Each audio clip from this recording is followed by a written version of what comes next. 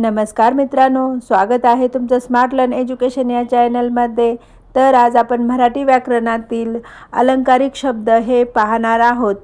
तर अलंकारिक शब्द म्हणजे काय? जे शब्द भाषा अधिक सुंदर करतात त्यांना आपण काय म्हणत असतो? अलंकारिक शब्द। तर अलंकारिक शब्द आपण हे पुढील प्रमाणे पाहूयात। चला तर मग सुरू करूयात। कंटक। कंटक म्हणजे अत्यंत खडक स्वभावाची व्यक्ती। कच्चे मडके म्हणजेच अर्धवट ज्ञानी। कडेलोट म्हणजेच अतिरेक। यानंतर आहे कपिला षष्टीचा योग म्हणजेच अतिशय दुर्मिळ। नंतर आहे कर्णाचा अवतार म्हणजेच दानशूर व्यक्ती। कागदी घोडे म्हणजेच व्यर्थ खटाटोप। कांचनभट म्हणजेच पैशाच्या लोभाने म्हाताऱ्याला मुलगी देणारा बाप। यानंतर आहे कवडी चुंबक, याचा अर्थ होतो अतिशय कंजूस वृत्तीची व्यक्ती। यानंतर आहे काळे पाणी म्हणजे दीर्घ कालावधीचा तुरुंगवास। कोट कल्याण म्हणजे पराकोटीचे कल्याण।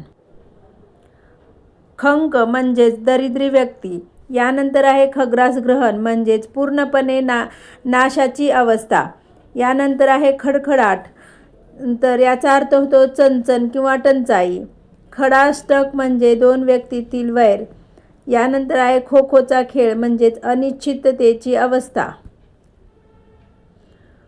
खोंडकालवडी, याचा अर्थ होतो अंधाधुंदी किंवा गदारोळ।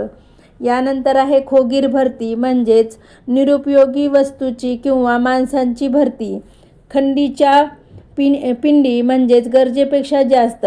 यानंतर आहे खुशाल चेंडू म्हणजे अतिशय चैनी व निष्काळजी माणूस। गंगाजळी म्हणजेच शिल्लक रक्कम। गडांतर म्हणजेच भीतीदायक संकट। गची बाधा म्हणजेच व्यर्थ गर्व। यानंतर आहे गटार यंत्र म्हणजेच चकाट्या पिटण्याची जागा। गडबड गुंडा म्हणजेच पैशाची अफरातफर। गनिमी कावा म्हणजेच आडमार्गाने शत्रूला जेरीस आणणे। गप्पी दास म्हणजेच निव्वळ थापा व गप्पा मारणारा मनुष्य।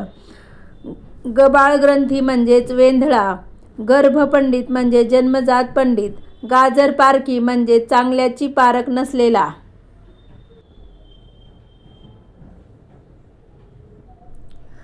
गाढवाचा नांगर म्हणजेच विध्वंस किंवा नाश। गाव मामा म्हणजेच शहाणा माणूस। गाव भवानी म्हणजेच गावच्या उठाठेवी करणारी स्त्री। यानंतर आहे गाळीव मूर्ती म्हणजेच अट्टल लफंगा। गुरु किल्ली म्हणजे एखादे रहस्य। गुळाचा गणपती म्हणजेच कर्तृत्वहीन व्यक्ती। गोकुळ म्हणजेच मुलाबाळांनी भरलेले घर। गोगलगाय म्हणजेच निरुपद्रवी व्यक्ती। गोड बंगाल म्हणजेच दुसऱ्यांना आकलन न होणारे। गुलाबी थंडी म्हणजे हवीहवीशी वाटणारी। घटकेचे घड्याळ म्हणजेच क्षणभंगूर देह।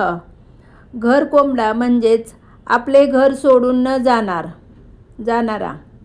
यानंतर आहे घाण्याचा बैल म्हणजेच सतत कामाला झोपलेला बैल। घाशीराम कोतवाल म्हणजेच अन्यायी माणूस। यानंतर आहे घोडा मैदान म्हणजेच कसोटीची वेळ। घोरपड म्हणजे नसते लचांड। व्हिडिओ आवडल्यास चॅनलला लाईक, शेअर आणि सबस्क्राईब करायला विसरू नका। थँक्यू।